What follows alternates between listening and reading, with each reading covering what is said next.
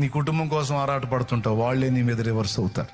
నువ్వు మేలు చేద్దాం అనుకుంటావు, వాళ్లే కీడు తల పెడతారు.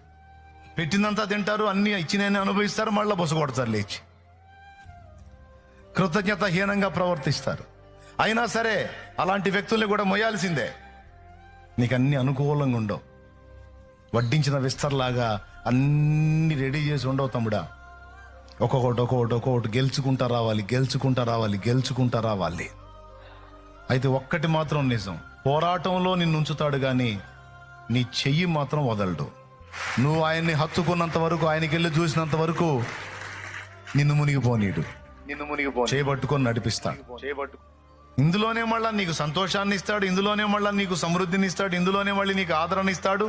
అవసరమైనప్పుడు ఒక్కొక్కటి అనుమతిస్తూ ఉంటాడు. పోరాటం లేని సేవ లేదు, పోరాటం లేని విశ్వాస జీవితం లేదు, ఉండబోదు.